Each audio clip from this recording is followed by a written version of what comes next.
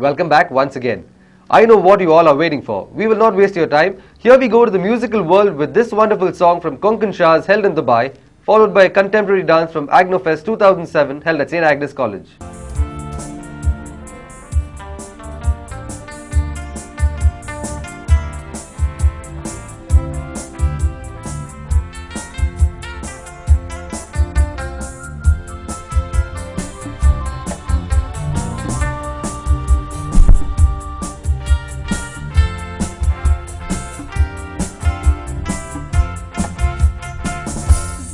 Spirai ponderar horas allí. Amizade que livra tranquilidade.